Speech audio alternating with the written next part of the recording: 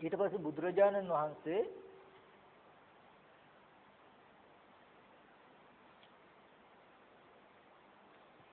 නැවතත් කමඨහනක් පෙන්නනවා.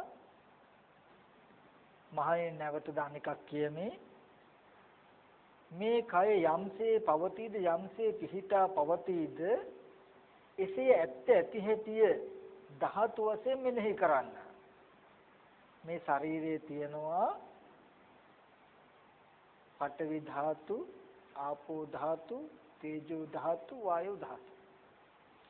එතකොට මේ පඨවි ධාතු, ආපෝ ධාතු, තේජෝ ධාතු, වායෝ ධාතු කියන මෙන්න මේ ධාතු ටික නුවණින් බලන්න කියනවා. මේ ටික මේක නම් ටිකක් විස්තර කළ යුතුයි මොකද වටිනා තැනක්. මේ සතර මහා ධාතුව ප්‍රකට කරගන්න මේ සතර මහා ධාතුව නුවණින් බලන්න කියනවා. පඨවි ධාතු, ආපෝ ධාතු, තේජෝ ධාතු, වායෝ ධාතු කියන මේ සතර මහා ධාතුව කයේ යම්සේ පවතිද පිහිටා පවතිද ඒ විදිහට නුවණින් මෙහෙ කළ යුතුයි. උපමාවකුත් පෙන්නනවා. හරක් මරන්නෙකුගේ අතවැසියෙක් හෝ ගවයෙක්ව ගෙනල්ලා ගවයෙක්ව මරලා හතරමං හන්දියක තියාගෙන ඉන්නවා. එළදෙනක් ගෙනල්ලා එළදෙන මරලා හතරමං හන්දියක තියාගෙන ඉන්නවා. ඒකෙන් කියන්නේ දැන් එළදෙන ගේන්න යන කාලෙදී මිලදීලා ගන්න කාලෙදී ගේන කාලෙදී මරණ කාලෙදී එළදෙනෙක් ගේන්න යන්නේ එළදෙනෙක් සල්ලි දීලා ගන්න එළදෙනෙක් ගේන්නේ එළදෙනෙක් මරන්නේ කියන සංඥාවක් තිබුණා නම් මරලා මස් කළා හතරමං හන්දිය තියාගෙන ඉන්නකොට එළදෙන සංඥාව අතුරුදහන් වෙලා කොහෙන් ඇවිල්ලා කවුරු හරි බැලුවත් මස් ගොඩක් පෙනෙයි හං ගොඩක් පෙනෙයි මේ මිසක එළදෙනෙක් පේන්නේ ඒ වගේ මේ කමඨහන වඩන් ඉස්සර වෙලා මමයි භාවනා කරන්නේ අපි භාවනා කරන පුද්ගලික භාවනා කරනවා කියන අදහස් ඇතුවයි පටන් ගන්නෙ. නමුත් වඩලා ඉවර වෙනකොට සතර මහා ධාතුවම ප්‍රකටයි මිසක පුද්ගලික සත්වයක් මම කියන එක ප්‍රකට නැහැ. ඒ විදිහට මේ සතර මහා ධාතුව නුවණින් බැලිය යුතුයි ප්‍රකට කරගත යුතුයි. මෙතනදී සතර මහා ධාතුව අපිට ලක්ෂණ වශයෙන් තමයි ප්‍රකට කරගන්න වෙන්නේ. සතර මහා ධාතුව ලක්ෂණ සතර මහා ධාතුව ලක්ෂණ වශයෙන් තමයි ප්‍රකට කරගන්න වෙන්නේ. සතර මහා ධාතුව ලක්ෂණ වශයෙන් තමයි ප්‍රකට කරගන්න අපිට වෙන්නේ. එතනදී ධාතුන්ගේ ධාතු ලක්ෂණය අපි ටිකක් ඉස්සෙල්ලා ප්‍රකට කරගන්න ඕනේ. පඨවි ධාතු කියනකොට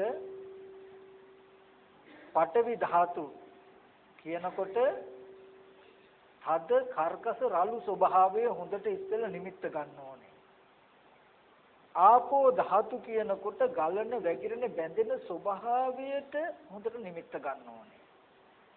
තේජෝ ධාතු කියනකොට දවන, තවන, දිරවන, පැසවන ස්වභාවයට හොඳට නිමිත්ත ගන්න ඕනේ. වායෝ ධාතු කියනකොට හමන, පිම්බෙන, හැකිලෙන ස්වභාවයේ නිමිති ගන්න ඕනේ. මේ කිසිම ධාතුවකට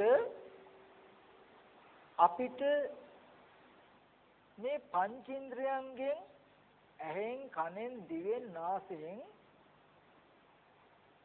මේ ඉන්ද්‍රියන්ගෙන් නිමිති ලැබෙන්න බෑ. පංචේන්ද්‍රයන්ගේ මේ ඉන්ද්‍රිය හතරෙන් නිමිති ලැබෙන්න බෑ. අපි නිකමට කියමු දැන් පඨවි ධාතුව කිව්වහම අපිට හිතෙන්නේ දැන් මේ පස් දේවල් කේතුලම් කිව්වම මේවා පේනවා කියලා. නමුත් ධාතුව කියන එක නුවණින් දකින්න ඕනේ. උණු වතුර වීදුරුවකුයි ඇල් වතුර වීදුරුවකුයි තිබ්බොත් ඇහින් බලලා අපිට කිව්ව හැකිද මෙන්න මේ වීදුරුව උණු වතුර මේ වීදුරුව ඇල් වතුර කියලා ඇහින් බලලා කිය හැකිද? බෑ. ඒ කියන්නේ එහෙනම් තේජෝ ධාතුව පේන්නේ නැහැ. ඒ වගේමයි පඨවි ධාතුවත් පේන්නේ. ධාතුව සමානයි. තේජෝ ධාතුව සියුම්, පඨවි ධාතුව රළුයි කියලා එකක් නැහැ. තේජෝ ධාතුව පේන්නේ නැත්නම් පඨවි ධාතුව පේන්නෙත් නැහැ, ආපෝ ධාතුව පේන්නෙත් නැහැ, වායෝ ධාතුව පේන්නෙත් නැහැමයි. නමුත් ඔතන තියෙන්නේ අර පොඩි ප්‍රශ්නයක් හුරුව. පුළුන් රාත්තලයි යකඩ රාත්තලයි බර මොකද්ද කියලා ඇහුවාම අපිට ස්වභාවයෙන්ම ටිකක් හිතෙන්නේ මොකද්ද? යකඩ රාත්තල බර වැඩි, පුළුන් රාත්තල බර අඩුයි වගේ. නමුත් රාත්තල නම් රාත්තලමයි. ඒ වගේ ධාතුව කියුවාම අපිට ටිකක් හුරුව තියෙන්නේ කොහොමද? පඨවිය නම් නිකන් පෙන්නනවා වගේ, තේජෝ වායෝ නම් පේන්නේ නැහැ වගේ. නමුත් ධාතුව කියන තැනට යනවා. ඔය විදිහට හිතෙන් හොඳට දකින්න ඕනේ දැනෙන තද කර්කස ස්වභාවය හැම තැනකදීම යමකද තියෙන්නේ මේ පඨවි. ඔය ධාතුවත් ආපහු බෙදෙනවා. සසම්භාරික පඨවි ආපෝ තේජෝ වායෝ, ලක්කන පඨවි ආපෝ තේජෝ වායෝ, ආරම්මන පඨවි ආපෝ තේජෝ වායෝ, සම්මුති පඨවි ආපෝ තේජෝ වායෝ කියලා මේක හතරකට බෙදෙනවා. ඔතනදී සසම්භාරික පඨවි ආපෝ තේජෝ වායෝ වලට විතරයි අපි ගොඩක් දුරට පඨවි ආපෝ තේජෝ වායෝ කියලා හිතන්නේ. නමුත් ආරම්මන පඨවි ආපෝ තේජෝ අපි ආරමුණු කරන අරමුණේ පවා ඒ ස්වභාවය එනවා. තියෙන තැන් තියෙන දැන් හිතෙන් පඨවි කසිනේ වගේ කසින අරගෙන කසින නිමිත්ත මුළු සමහර විටක සක්වලකට පතුරන පඨවි. ඒත් අරමුණේ තියෙන පඨවි. ඒක සංඥාමය විතරක් නෙමෙයි. මෙන්න මේ වගේ. එතකොට මේකෙන් තියෙන ප්‍රයෝජනේ තමයි මේ කමඨහන වඩනකොට මොනවා හරි දෙයක් අල්ලනකොට කෝපයක් හරි මේ ප්‍රඥාප්ති වලට ප්‍රඥාප්ති නාම වලට මතු පිටින් පෙනෙන දෙයට හිත යොමු වෙන්න නොදී ඒ දැනෙන තැනට හිත යොමු කරලා පටවි කියලා හිතන්න පුළුවන්. තමන්ගේ අත තමන්ගේ අතින්ම පිරිමදිනකොට පටවි. මේ වගේ හොඳට චතු ධාතු අවස්ථාන කියලා කියන ඔකට සතර මහා ධාතු හොඳට අවස්ථානේ විනිශ්චය කරනවා, තීරණය කරනවා. රළු වශයෙන් අපි මතක් කළොත් කෙස්ලොම් නියද ධම්මස් කියලා අපිට අහුවෙන මේ තැන් වල තියෙන තද ගතිය. එයා හොඳට දකිනවා යාච අජ්ජත්තිකාච පඨවි ධාතු බාහිරාච පඨවි ධාතු රේවේසා පඨවි ධාතු නේතම්මම නේසමස්මි නෙමෙසෝ අත්තස් යම් ආධ්‍යාත්මික පඨවි ධාතුකුත් තියෙනම් බාහිර පඨවි ධාතුකුත් තියෙනම් මේ දෙකම එකයි නේද? යම් ආධ්‍යාත්මික පඨවි ධාතුවත් බාහිර පඨවි ධාතුවත් දෙකම එකයි නම් බාහිර පඨවි ධාතුව සත්‍යයේ පුද්ගලයේ නෙවෙයි නම් මේ ආධ්‍යාත්මික පඨවි ධාතුව සත්‍යයේ පුද්ගලයෙන් නෙමෙයි. මෙන්න මේ ප්‍රත්‍යයෙන් නේද හැදෙන්නේ. ඒ බඳු පඨවි ධාතුවෙන් හැදුණු මේ ප්‍රත්‍යයෙන් හටගත්ත පඨවි ධාතුන් යුක්ත මේ කය ඇසුරු කරගෙන හිත පවතින නිසා මේ ධාතුවේ සෙලවීම වෙනව නේද? මේ බව නොදන්නාකම නිසා සත්පුද්ගල අදහසක් ඇති වෙනව නේද? වර්තමානයේ ස්කන්ධයන් ප්‍රත්‍ය බවක් ලැබෙන්නත් ඕනේ. ස්කන්ධ ටිකත් ඒකේ ප්‍රත්‍යත් වෙනෙන්න ඕනේ. ඒ ස්කන්ධයත් ප්‍රත්‍යත් නොදන්නාකම නිසා ඇති වෙන දෘෂ්ටීන් වෙනෙන්නත් ඕනේ. මේ දෙපැත්තම ඕනේ. ඔන්න ඔය විදිහට යම් කිසි කෙනෙකුට පුළුවන් ධාතු කමඨහන වඩන්න. මෙන්න මේ විදිහට වැඩුවාම එතරම් කොච්චර දුරටද කෙලෙස් සංසිඳීම නිසා කෙලෙස් නිවීම නිසා මේ හිතට ප්‍රීති ප්‍රමෝදය ඇති වෙනවා. ඒ තැන දක්වා කළ යුතුයි. ඒ ප්‍රීති ප්‍රමෝදය නිසා මේ කය සංසිඳිලා සංසිඳුණු නිසාම සැපසහගත වෙලා සමාධි වෙලා ඇත්ත දැකලා කලකිරලා නොඇවිලා ආශ්‍රයන්ගෙන් මිදෙනවා. මේ වගේ නිවනම කුළු ගන්නවලා දේශනා කළ තව කමඨහන. මේ හැම කමඨහනකම එදිනෙදා ජීවිතයට ගන්න ළඟ ඉඳගෙන තව පිරිසුදු කරගත යුතු දේ තියනවා කියන කාරණාව මතක තියෙන්න ඕනේ. මේ මුළු සූත්‍රයම දේශනා කරන්න ඕනේ නිසා ඉදිරියට යන්න වෙනවා අපිට. ඒකම සතිපට්ඨාන සූත්‍රයේ වඩන හැම කෙනෙක් ළඟම ඥාන දර්ශනය තියෙන්න ඕනේ කියන එකත් මතක තියෙන්න ඕනෙමයි. එහෙම ඒ ටික නැතුව මොකටද මේක කරන්නේ මොකක් නිසාද කරන්නේ කියන ටික නැතුව මේක කළ තේරුමකුත් නැහැ කියන ටිකත් මතක තියෙන්න ඕනේ. ඊට පස්සේ බුදුරජාණන් වහන්සේ දේශනා කරනවා නව සිවතිකය. ඒ කියන්නේ මරිලා සොහොනට දාපු මලමිනියේ අවස්ථා 9ක් උපයෝගී කරගෙන දේශනා කළ කමඨහන්. එතනදී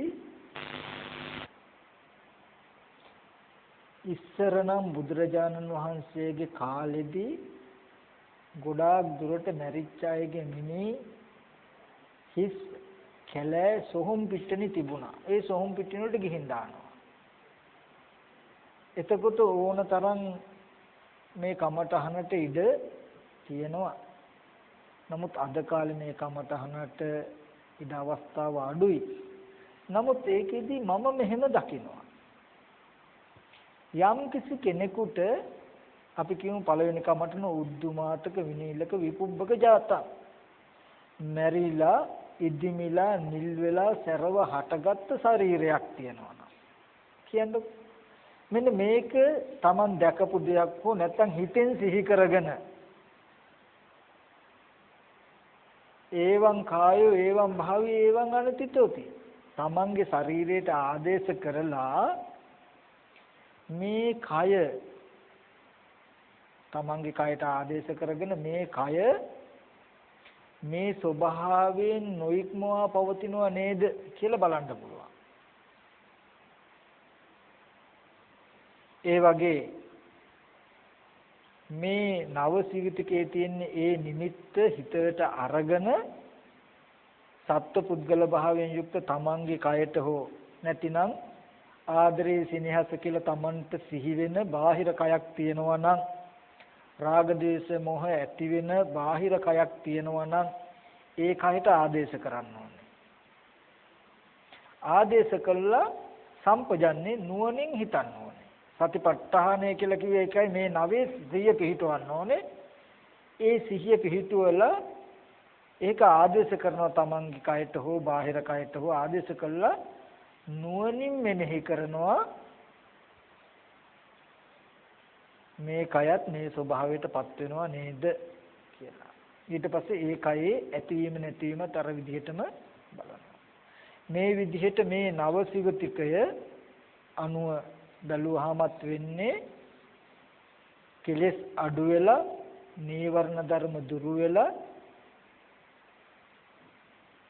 ප්‍රීති ප්‍රමෝදය ඇති වෙනවා කියන තැනට එනකන් එනවා. ඒ ප්‍රීති ප්‍රමෝදය ඇති වුනහම ඒ ප්‍රීති ප්‍රමෝදය නිසා හිත කය දෙක සංසිඳිලා සැප සහගත වෙලා හිත සමාධි වෙලා ඇත්ත දැකලා කලකිරලා නොවෙලා මිදෙනවා. එතකොට මෙන්න මෙතනදී බුදුරජාණන් වහන්සේ මේ කායානුපස්සනාව දේශනා කළා කොටස් 14කින්. ඒකෙදී මේ හැම කොටසකින්ම අන්තිමට වෙන්නේ රූපයේ පිරිසිඳ දකිනවා මෙයා. මේ කොටස් 14ම කළාම රූපස්කන්ධේ පරිඤ්ඤයයි. රූපේ පිරිසිඳ දකිනවා. ඇයි රූපයේ පිරිසිඳ දකින්නේ? මොකටද රූපයේ පිරිසිඳ දකින්නේ? රූපයේ පිරිසිඳ නොදන්නාකම නිසා ඇතිවෙච්ච කෙලෙසයක් තියෙනවනම් ඒක දුරු කරගන්න. අපි මතක් කළා රූපයේ අසුභ වූ රූපේ සුභ කියන විපල්ලාසයක් තියෙනවා.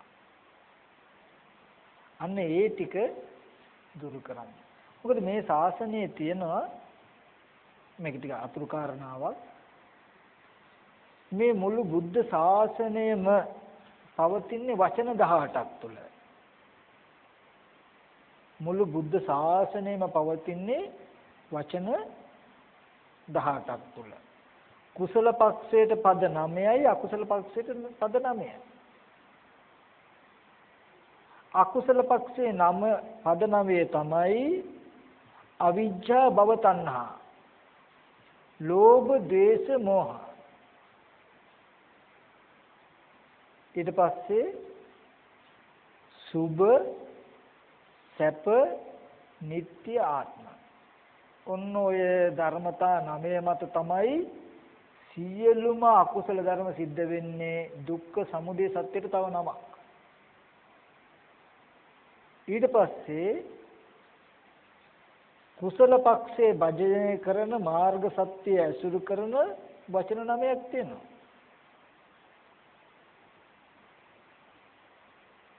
සමත විපස්සනා, අලෝභ, අද්වේෂ, අමෝහ, අසුභ, අනිත්‍ය, දුක්ඛ, අනාත්ම.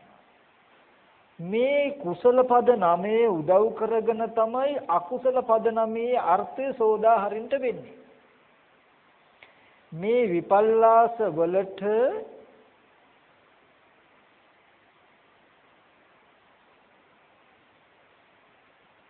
සතර සතිපට්ඨානය වඩන්න තියෙන්නේ. නිත්‍ය සපාත්ම වෙනුවට අනිත්‍ය දුක්ඛ අනාත්ම වෙන්න ඕනේ. කාය අනුපස්සනාවෙන් කරනවා අසුභයේ සුභ විපල්ලාසය දුරු කළා. රූපේ පරිඤ්ඤය කරලා රාග විරාග චේතෝ විමුක්තිය ලබා දෙනවා. ඔන්න ඔය ටික තමයි මේ කායානුපස්සනාවේ අර්ථය.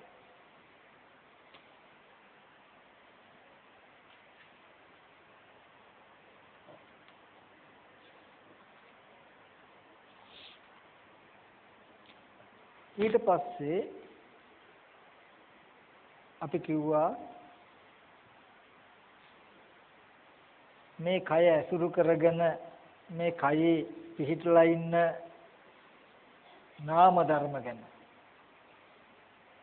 ඒ කියන්නේ අන්ධයාගේ කරේ නැගලා ඉන්නවනේ දැන් පිළෙකුත් නේද? දැන් පිලා ගැන විස්තර ටික කියනවා ඒ පාර. ඉස්සෙල්ලා කිව්වේ පිලා ඉන්න අන්ධයා ගැන විස්තර ටික කිව්වේ.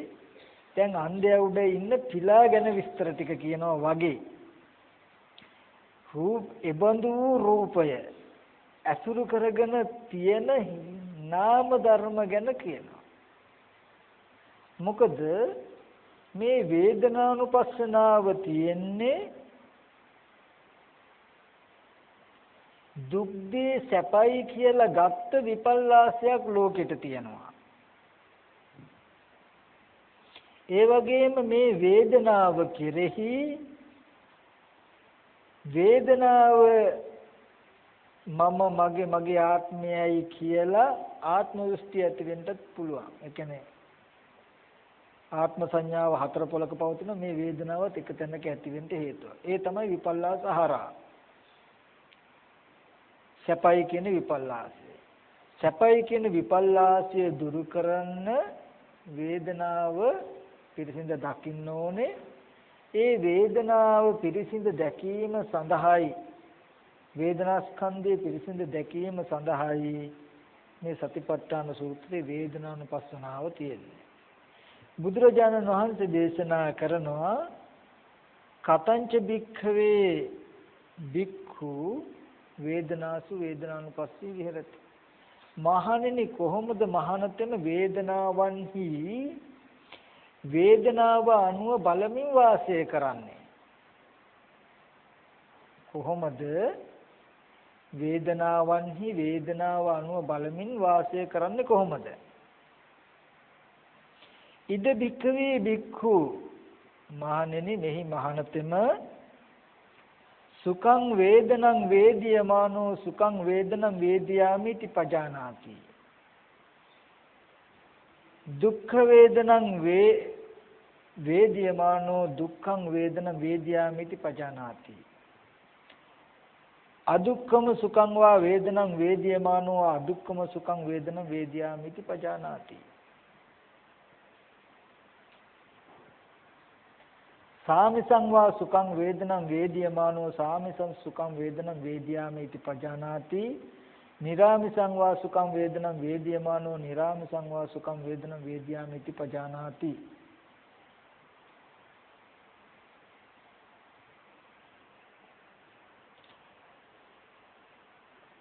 දුක්ඛං වේදනං සාමිසං වා දුක්ඛං වේදනං වේදියමානෝ සාමිසං දුක්ඛං වේදනං වේදියාමිති පජානාති.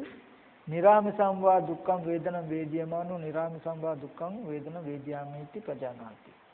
සාමිසං වා අදුක්ඛම සුඛං වේදනං වේදියමානෝ සාමිසං වා අදුක්ඛම සුඛං වේදනං වේදියාමිති පජානාති. නිරාමිසං වා අදුක්ඛම සුඛං වේදනං වේදියමානෝ නිරාමිසං වා අදුක්ඛම සුඛං වේදනං වේදියාමිති පජානාති.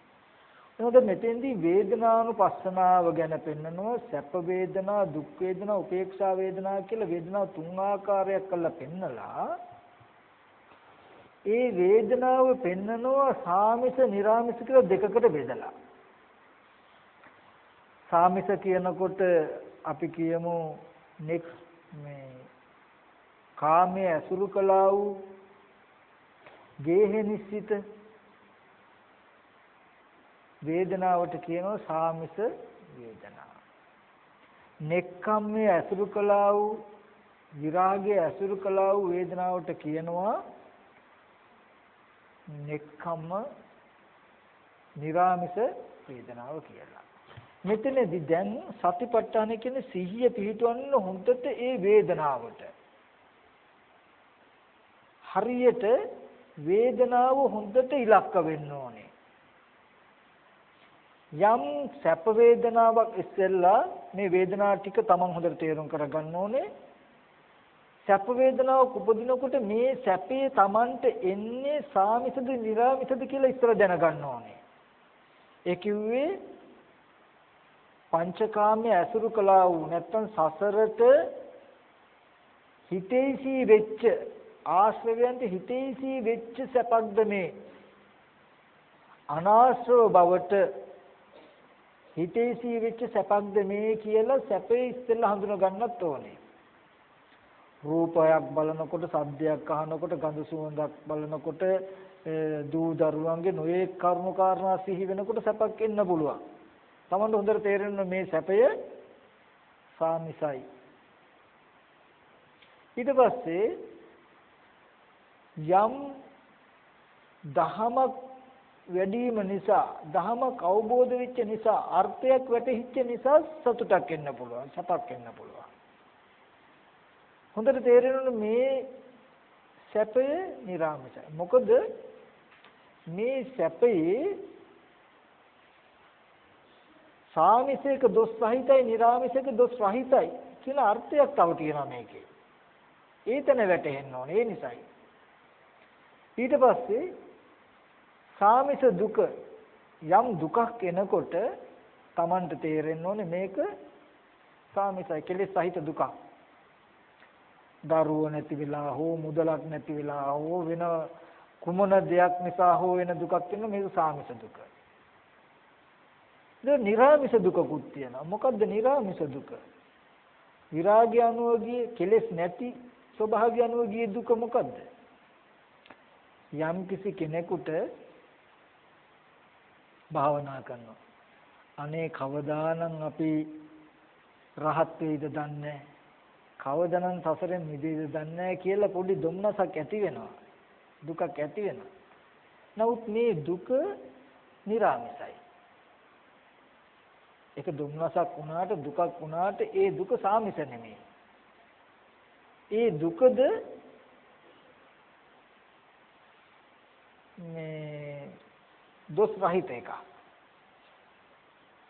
ඒකයි නිරාමිස දුක. ඊට පස්සේ සාමිස උපේක්ඛාවක් තියෙනවා. සාමිස උපේක්ඛාවේ ස්වභාවය තමයි අජ්ජෝසායතිට්ඨති. රූප, ශබ්ද, ගන්ධ, රස, ස්පර්ශ කියන මේ අරමුණු වල ඇලීමක් නැතුව, ගැටීමක් නැතුව මධ්‍යස්ථව ඉන්න පුළුවන්. දැන් අපිට මේ අහස දිහා, මේ බිත්තිය දිහා බලන්න පුළුවන්.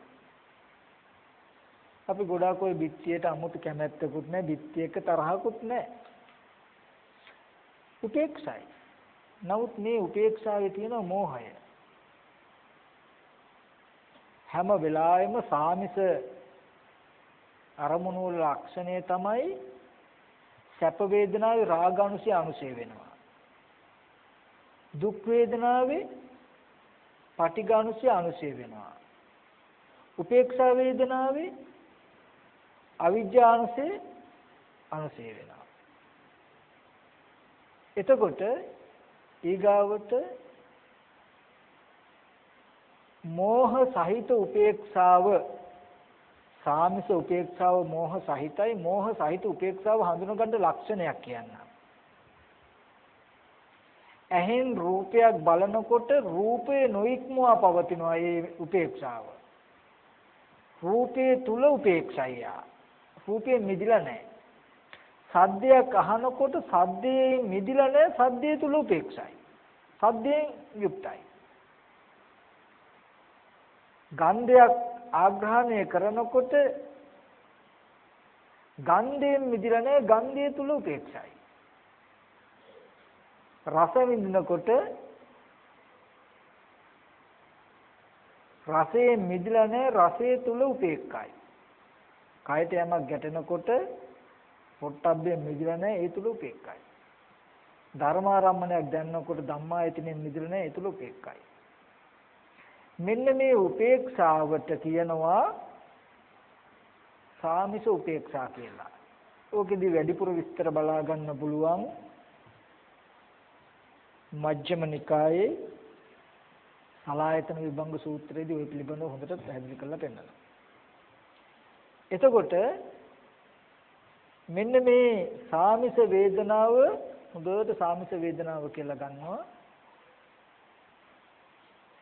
නිරාමිස වේදනාව ස්වභාවය තමයි රූප, ශබ්ද, ගන්ධ, රස, පොට්ටබ්බ ධම්ම කියන මේ ආයතන ටික ඉක්මවා පවතිනවා හැම වෙලාවෙම. රහතන් වහන්සේට කියනවා චලංග සමන්නාගත උපේක්ඛාවක් තියෙනවා. අංග 6කින් යුක්ත උපේක්ඛා. රූප, ශබ්ද, ගන්ධ, රස, පොට්ටබ්බ ධම්ම කියන ස්පර්ශ ආයතන 6ේම උපේක්ෂයි. සැප වේදනාවෙත් උපේක්ෂයි, දුක් වේදනාවෙත් උපේක්ෂයි, උපේක්ෂා වේදනාවෙත් උපේක්ෂයි. එහෙනම් චලංග සමන්නාගත උපේක්ඛාවක් තියෙනවා. මෙන්න මේ උපේක්ෂාව කියනවා නෙක්ඛම්ම සහගත. එතකොට මෙතනදී මේ වේදනාවේ පරිසරය මතක් කළේ. ඔය කියපු වේදනාව වලින් කුමන හෝ වේදනාවක් එන්න පුළුවන්, වෙන්න පුළුවන්. ඒ වෙලාවේදී වේදනාසු වේදනානුපස්සී විහෙරති. ඒ වේදනාවන්හි ඒ කියපු වේදනාවන් අතරින් යම් වේදනාවක් එනකොට ඒ වේදනාව විඳිනවා කියලා දන්නවා. ඒකේ ඒ වේදනාවටම හිත අහු වෙන්න ඕනේ. කිසිම වෙලාවකදී හරියට වේදනානුපස්සනාව වැඩුවා නම් වේදනාවට හිත තැබුවා නම් රූපයක් ඈඳෙන්න බෑ. කකුලේ වේදනාව එහෙම આવුත් හරියට සතිපට්ඨානේ වඩලා නැහැ. වේදනානුපස්සනාව වඩලා නැහැ. ඔළුවේ කැක්කුම එහෙම આવුත් ඒ හරියට අපි වේදනානුපස්සනාව වඩන්නේ නැති නිසා. බඩේ කැක්කුම આવුත් කන් කැක්කුම આવුත් මොකද? වේදනාවට බඩවල් තියනවද? වේදනාවට කන් තියනවද? වේදනාවට අත් කකුල් තියනවද? ඒ කියන්නේ වේදනාව බඩේ වේදනාව, ඔළුවේ වේදනාව, කකුලේ වේදනාව වෙනවා. වේදනාවට අයිති කකුල් තිබුණා. අත්පය තිබුණා. වේදනාව විතරක් නම් කකුල අනිකක් නම් වේදනාව අනිකක් නම්. ඒක කය නම් මේක නාමේ නම්. නාමේ කැලි රූපේ කැලි නාමෙත් තියෙන්න බෑනේ. පුළුවන්ද? බෑ. එහෙනම් කකුලේ වේදනාව තියෙන්න බෑ. යම් කිසි කෙනෙකුට වේදනාවට කකුලක් ඈඳුනොත් දැනගන්න ඒ වේදනාව සැපසහගත නම් ඒද සාමිසයි. වේදනාවට කකුල අතපය ඈඳුනොත් ඒ වේදනාව දුකයි නම් දැනගන්න සාමිසයි. උපේක්ෂා වේදනාවට කකුල අතපය ඔළුව කියලා මොන හරි දෙයක් ඈඳිලා තියෙනවා නම් ඒ වේදනාව දැනගන්න ඒ උපේක්ෂාව සාමිසයි. වේදනාව එනවා වේදනාව වෙන රූපේ නෑ. ඒක දුක් වේදනාවක් නම් ඒත් නිරාමිසයි. ඒ දුක් වේදනාවම ඊතර වෙන විදිහට තියෙන්නේ. වේදනාව එනවා ඒ වේදනාවට අයිති රූපයක්. රූපේ නිසා වේදනාව එනවා. වේදනාව අයිති නෑ රූපෙට. හේතුව නිසා ස්පර්ශය නිසා ඵලයක් ඇති වෙන්න පුළුවන්. හේතුවක් නිසා ඵලයක් ඇති වෙන්න පුළුවන්. ඵලය තුල හේතු තියෙන්න පුළුවන්ද? බෑ. අපි කියමු කයත් පොට්ටබ්බයත් කාය විඥානයත් කියන හේතු ටික ස්පර්ශය නිසා නම් වේදනාවක් එන්නේ. ඒ වේදනාවට හේතු ධර්මයෝනේ කය. එහෙනම් ඒ හේතුව වේදනාව නැති ඵලය තුල තියෙන්න පුළුවන්ද? බෑ. එහෙනම් ඒකට ඇඳෙන්න බෑ. එහෙනම් මෙතෙන් මම මතක් කරන්නේ මේ සතිපට්ඨානයේදී හොඳට එක දෙයක් ගන්න ඕනේ. සතිපට්ඨානේ සිහිය පිහිටවන කෙලින්ම ඍජුව වෙන කිසිම දෙයකට ඇඳෙන්නේ නැතුව හරියට ඒ ධර්මතාවයෙන් ඒ ගතියම අල්ල ගන්න ඕනේ. ඉඳගෙන ඉන්නකොට දැන් ඔහොම ඉන්නකොට කකුල රිදෙනවා නම් හරියට ඒ වේදනාවට විතරක් හිත තියන්න. රූප එකක්වත් අහුවෙන්නේ නැති වෙයි. අන්න එහෙම තිබ්බොත් වේදනාවට හිත තියලා තියෙනවා.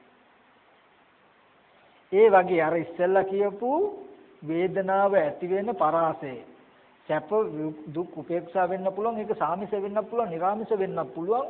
කුමන හෝ වේදනාවක් ආවොත් ඒ වේදනාව කෙරෙහි සිහිය තබන්න. ඒකට පෙන්නපු ලක්ෂණය තමයි මම ඒක සාමිසද නිරාමිසද කියලා බලා ගන්න ලක්ෂණය තමයි මම පෙන්වුවේ. සාමිස වේදනාවේ කෙලෙස් සහිත වේදනාවේ ආපහු තණ්හාව ඇති වෙන වේදනාවේ ලක්ෂණය හඳුනා ගන්න වේදනාවට අයිති තැනක් දැනෙයි අපිට. ඒ කියන්නේ වේදනාව කකුලේ, වේදනාව ඔළුවේ, වේදනාව බඩේ, වේදනාව මගේ විලා ඇති. එහෙම නැතුව හරියටම වේදනාව විතරක් අහු වෙනවා නම් වේදනාව කකුලේ, බඩේ, ඔළුවේ හේතු නිසා හටගන්න වේදනාවට තැනක් නැහැ. කියන තැනකින් හරියට අහු වෙනවා නම් ඔන්න ඒ හැම වේදනාවක්ම නිරාමිසයි කියලා දැනගන්න. ඔන්න ওই විදිහට හිත තැබුවාම මේ වේදනානුපස්සනාව ඊට පස්සේ සමුදය ධම්මානුපස්සීවා වේදනස්මින් විහෙරති.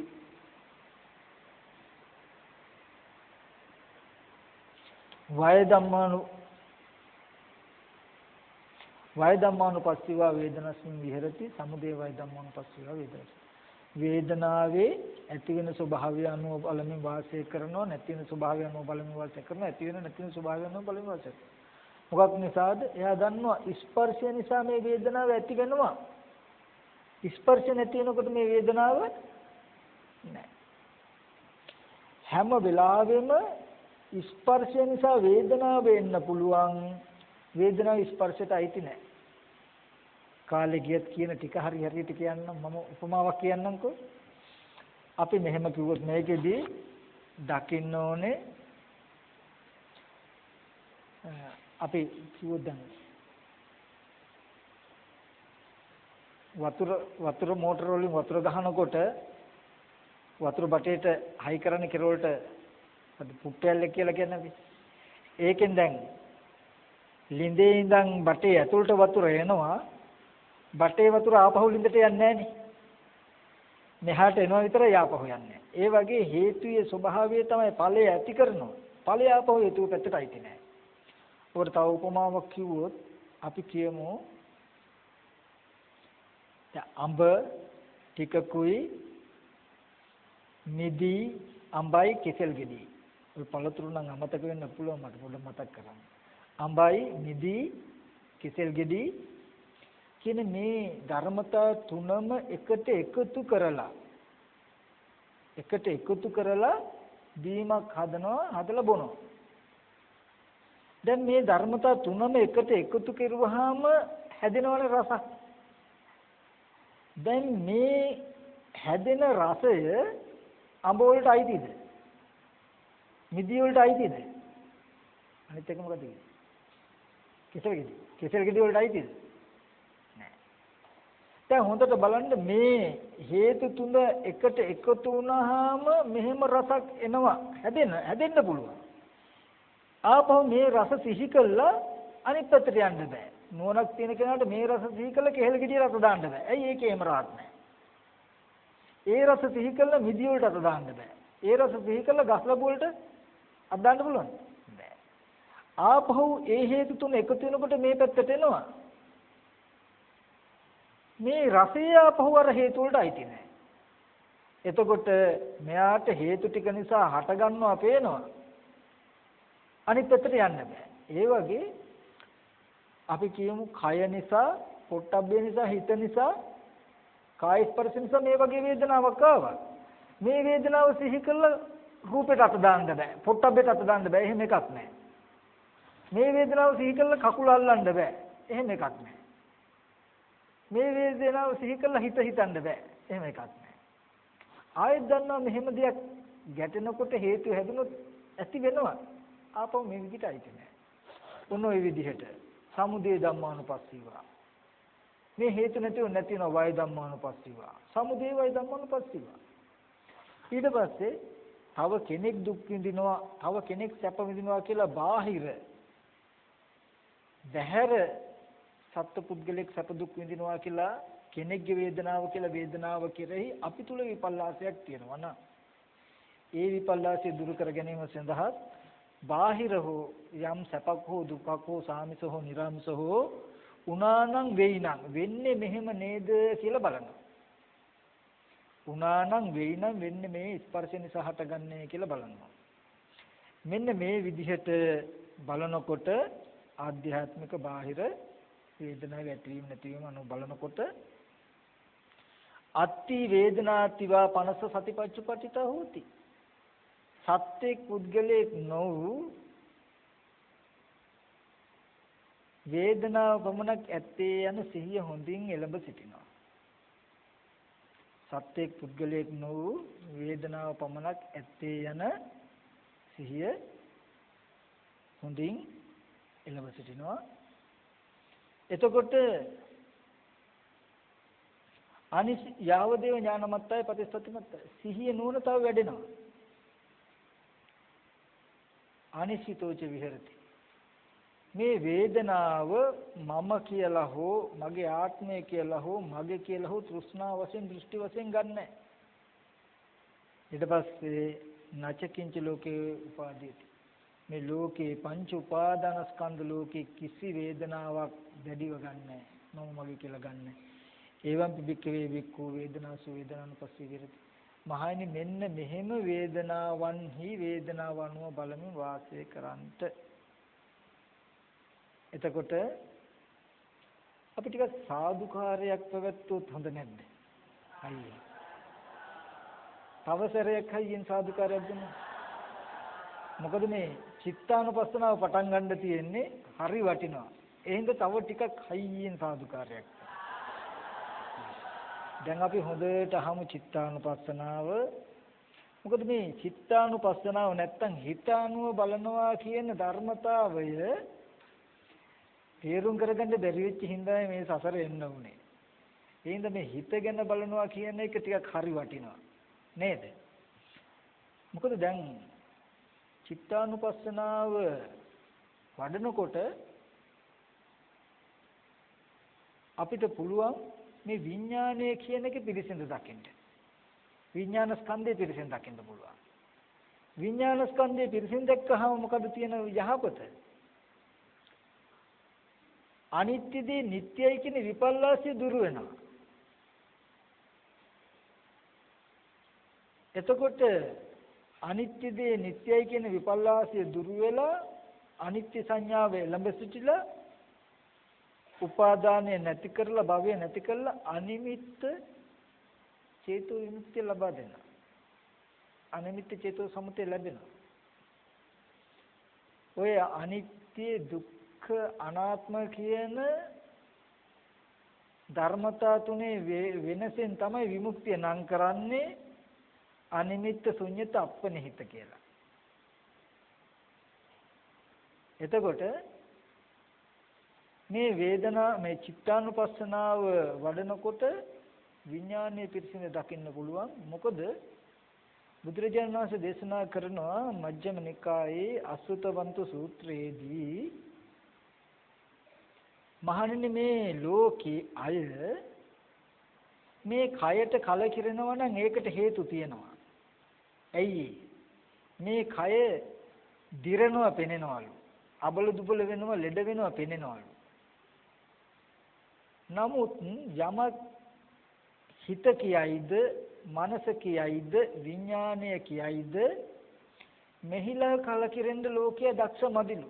ඇයි? ගොඩාක් කල් මේ හිතම මම ආයනය කළාලු. හිතම මම කියලාලු. බුදුරජාණන් වහන්සේ දේශනා කරන මහන්නේ ඉතින් යමෙක් හිත මම කියනවනම් ඊට වඩා නම් හොඳයි කය මම කියන එක. ඇයි? කය අවුරුදු 50ක් හරි 100ක් හරි තියෙනවනම් ඒ තාක්කවත් පේන්නවත් තියෙනවා. හිත කියන එක පේන්නවත් නැහැ. රැදවල් අනිකක්ම ඉපදිලා අනිකක්ම නිරුද්ධ වෙනවා කියනවා. ඉතින් හිතේ ස්වභාවය ඒක. මේ චිත්තානුපස්සනාව ගැන අපි නොබලනකොට හිත ගැන නොදකිනකොට ඉබේමයි හිත මම කියන අදහසට එන්නේ. ඒ නිසා මේ චිත්තානුපස්සනාව ටිකක් වටිනවා. එතකොට බුදුරජාණන් වහන්සේ දේශනා කරනවා දැන් මේ චිත්තානුපස්සනාව වඩන්නේ මොකටද? පංච උපාදානස්කන්ධේ විඥානස්කන්ධයේ පිරිසිඳ දැකලා අනිත්‍ය දේ නිට්ටයයි කියන විපල්ලාසය දුරු කරගන්න. ඒ විපල්ලාසය දුරු වුණාම තණ්හා උපාදානය නැති වෙනවා. තණ්හා උපාදානය නැති වෙනකොට මොකද වෙන්නේ? හටගත දේ නිරුද්ධ වෙනවා කියලා ස්කන්ධ නිරෝධය සාක්ෂාත් වීම තුලින් භවයේ හිටින්නේ නැහැ. හිටින්නේ නැතිවම ජරා මරණ නැති වෙනවා. එහෙමයි. එතකොට බුදුරජාණන් වහන්සේ දේශනා කරනවා ඉද බික්කවේ බික්කු සරාගං වා චිත්තං සරාගං චිත්තන්ති පජානාති. මහන්නේ මේ මහානතම රාග සහිත සිත රාග සහිත සිතයි කියලා දැනගන්නවා, හඳුනා ගන්නවා. වීත රාගං වා චිත්තං වීත රාගං චිත්තන්ති පජානාති. දැන් තමන් තුල රාගය නැත්තම් විරාගී ස්වභාවයට ගිය සිත විරාගී ස්වභාවයයි කියලා දැනගන්නවා. සදෝසං වා චිත්තං සදෝසං චිත්තන්ති පජානාති. හිත ද්වේෂ සහගත කල්ලි හිත ද්වේෂයි කියලා දැනගන්නවා. හිතේ ද්වේෂය නැති කල්හි හිතේ ද්වේෂය නැහැ කියලා දැනගන්නවා. වීත දෝසං චිත්තං වීත දෝසං චිත්තන්ති පජානාති. සමෝහං චිත්තං සමෝහං චිත්තන්ති පජානාති. එතකොට මෝහ සහිත සිත මෝහ සහිත සිතයි කියලා දැනගන්නවා. වීත මෝහං වා චිත්තං වීත මෝහං චිත්තන්ති පජානාති. වික්කිත්තං වා චිත්තං වික්කිත්තං චිත්තන්ති පජානාති. සංකිත්තං වා චිත්තං සංකිත්තං චිත්තන්ති පජානාති. වික්කිත්තං චිත්තං වික්කිත්තං චිත්තං පජානාති. එතකොට මහග්ගතං වා චිත්තං මහග්ගතං චිත්තන්ති පජානාති. අමහග්ගතං වා චිත්තං අමහග්ගතං චිත්තන්ති පජානාති. මේ වගේ සිතේ ප්‍රභේද 16ක් තනනවා බුදුරජාණන් වහන්සේ. මෙතනදී චිත්තානුපස්සනාවේදී ඒ කියපු විදිහට හිත අනුව බලන්න ඕනේ සරාගං වා චිත්තං සරාගං චිත්තන්ති පජානාති. රාග සහිත සිත රාග සහිත සිතයි කියලා සුනිකව හඳුනා ගන්න ඕනේ. හිත දිහා බලන්න ඕනේ. ඊට පස්සේ විරාග සිත විරාග සිතයි කියලා හඳුනා ගන්න ඕනේ. සදෝෂ සිත දෝෂ සහිත සිත දෝෂ සහිතයි කියලා දැනගන්න. අපි ඇයි මෙහෙම දේශනා කරන්නේ? අපි මෙහෙම කියමු. යම් කිසි කෙනෙක් ගැන දෙයක් ගැන රාගයක් ඇති වෙනවා නම් මේ චිත්තානුපස්සනාව නැති කෙනාට චිත්තානුපස්සනාව හිතානුව නොබලන කෙනාට හිතෙන්නේ තමන් ආසා තමන් ආදරේ බාහිර කෙනාටයි කියලායි පෙන්වන්නේ. දැන් රාගයක් ඇති වෙනවා නම් තමන් රාගය ඇති කරගෙන තියෙන මේ බාහිර කෙනාටයි බාහිර රූපෙටයි කියලායි තමන්ට පෙන්වන්නේ. චිත්තානුපස්සනාව නැති වුනහම තියෙන දෝෂය ඒකයි. අපි කියමු යම් තරුණයෙක් ඉන්නවා නම් එයාගේ සිතේ රාගයක් ඇති වුණොත් සමහර විට පෙන්වන්නේ ඊට ප්‍රතිපක්ෂ තරුණියක්. තරුණියක් ඉන්නවා නම් එයාගේ හිතේ ඇති වෙන රාගේ. නමුත් ඒක පෙන්වන්නේ බාහිර යම. එතකොට මේ මොකද්ද මෙහෙම වෙන්නේ? මේ චිත්තානුපස්සනාව නැති වුනහම ඇති වෙන දේ රාග දේශ මොහ ඇති වෙන්නේ වැඩි වෙන්නේ ඒ නිසා. එතකොට ඒ විදිහට දකින්නට මොකද කරන්නේ? නූපන් රාගය බලවත් වෙනවා, නූපන් රාගය උපදිනවා, උපන් රාගය බලවත් වෙනවා. ඒ කියන්නේ තවත් ආපහු බාහිරට යොමු වෙනවා. අපි ඒකම විනයයම ගමු. දැන් කෙනෙක් එක්ක කෙනෙකුට තරහාවක් ඇති වෙනවා. තරහව කියන එක, පටිගය කියන එක ඇති වෙන්නේ තමන්ගේ හිතේ. තමන්ගේ හිතේ තරහව කියන ගතිය දැන් ඇති වෙලා නේද කියන එක බලාගන්න බැරි වෙනකොට සිතානුව නොබලනකොට වෙන්නේ මම තරහ අරගෙන තියෙන අහවල එකයි කියලා බාහිර රූපයක් වෙන්නයි තමන්ට. බාහිර රූපයක් දකිනකොට තවත් තරහ යනවා. ඒ කියන්නේ එයා දන්නේ නැහැ ඒ කියන්නේ මන් තුල තියෙන ද්වේෂය පේන්නේ නැතුව මට මේ බාහිර යමක් පෙන්නලා කියන එක තේරෙන්නේ නැහැ. මෙතනදී තමන් තුල තරහව කියනකොට ඇති වෙනකොට චිත්තානුපස්සනාව නැතිනම් ඒ බව පේන්නේ. අවිද්‍යාව කෘත්‍ය දෙකක් කරනවා, ඇත්ත නොපෙන්නනවා, වරදක් ඇති කරනවා. පෙන්නන්නේ මම තරහ ගන්නේ අහවලගේ අර වැඩේට. නැත්තම් අහවල් කෙනාටයි තරහ තියෙන්නේ. අහවල් කෙනා එක්කයි තරහ. මේ තරහවට හේතුව දකින්නේ බාහිරින්. තරහවට හේතුව දකින්නේ බාහිරින්. එතකොට එහෙම කෙනා මොකද කරන්නේ? බැන්නනම් එයාගේ වැරද්ද නිසායි තරහ යන්නේ කියලා දැක්කහම බැංගල නතරින් ගහන්නත් හදනවා. ඊට පස්සේ ඒකට තරහවට හේතුවක් දකින්න කොහෙන්ද? බාහිරින් ආපහු. චිත්තානුපස්සනාව නැති වෙනකොට රාගයට හේතුවක් බාහිරින් දකින්නේ. ද්වේෂයට හේතුවක් බාහිරින් දකින්නේ. බාහිරින් දකින්නකොට බොහොම නක් කරනවා. මම ඒකදී උපමාවක් කියන්නේ අලි ඉන්නේ.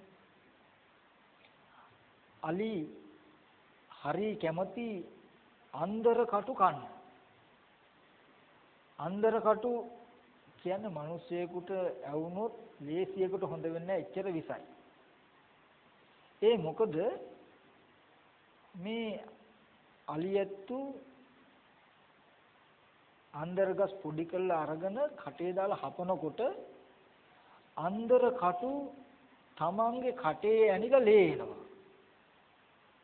දැන් මේ සතා දන්නේ මේ කටු කටේ ඇනිලා කටෙන් මේන ලේ වල රහ නේද කියලා. එයා හිතන්නේ මේ අන්දර කටු වල රහ.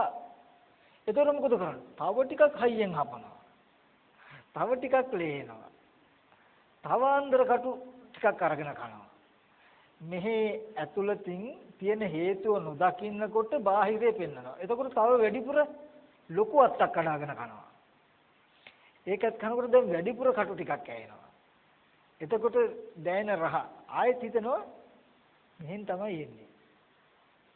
ඒ වගේ අපි හේතුව බාහිරින් දකින තාක් බාහිරටම යන්නේ. අපි ආදරය කරන්නේ බාහිර දෙයකටයි, බාහිර දෙයක් නිසායි ආදරය කියන එක ඇති වෙන්නේ කියලා හිතුවාම ආපහු ඒ ආදරය ගන්න වැඩිපුරත් හොයනවා බාහිර. තරහවත් එහෙමයි. ඒතර මෙතනදී මේ චිත්තානුපස්සනාවෙන් පෙන්වන්නේ සරාගං වා චිත්තං සරාගං චිත්තන්ති පජානාති කියලා හිත ගැන හොඳ අවධානයෙන් ඉන්නකොට යම් කිසි වෙලාවකදී රාග ස්වභාවයක් ඇතුළත හොඳට තේරුම් ගන්නවා තමන් තුල තමන්ගේ හිත සරාගී වෙලා නේද? එතකොට හොඳට තේරෙනවා රාගය කියන එක තියෙන්නේ තමන් තුල. තමන් තුල තියෙන මේ ගතියට මේ හැඟීමට බාහිර රූපයිතියක් නැහැ. අපි කියමු ද්වේෂය කියන එක. තමන් තුල පටිඝ චෛසිකය ඇතිලා තමන්ගේ සිත ද්වේෂ ස්වභාවයටපත් වෙලා කියන එක තේරුනොත් බාහිර කෙනෙකුට ගහන්න යන්නේ නැහැ.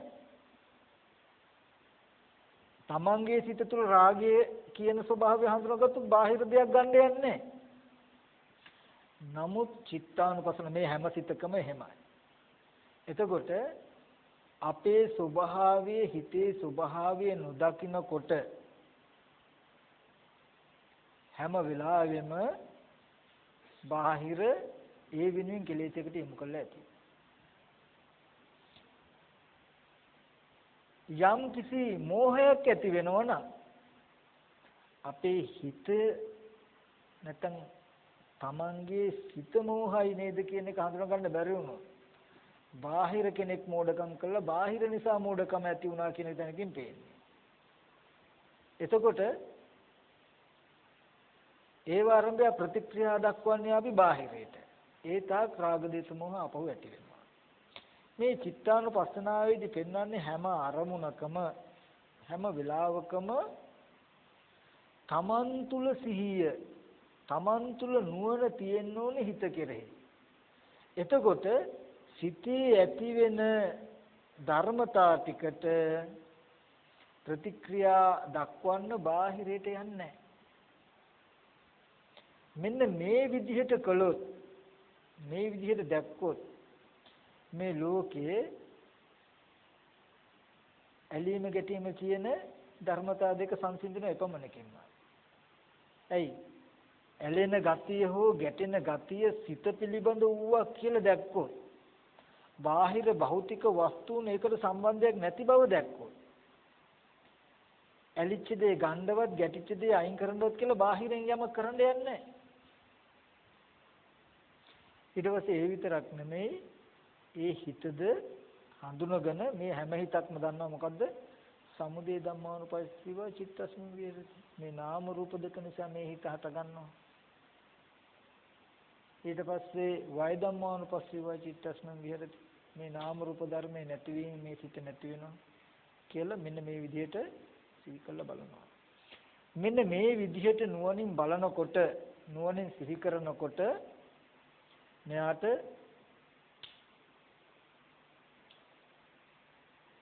සත්‍යයේ පුද්ගලයෙක් නෝ සිත පමණක් ඇත්තේන සිහිය හොඳින් එළඹ සිටිනවා. හිත තියෙනවා මොකද? සරාගසිත, සදෝසසිත, සමෝහ එකින් එක බලනකොට තේරෙනවා ඒ හිත ඇතිවීමට හේතු ටිකක් තියෙනවා. රාග සහිත සිතක් තියෙනවා. ඒ හිත ඇතිවෙන්න හේතු තියෙනවා. නාම රූපත් අයෝනිසෝ මනසිකාරයත් සුබ නිමිත්ත මෙන්න මේ නිසා හිත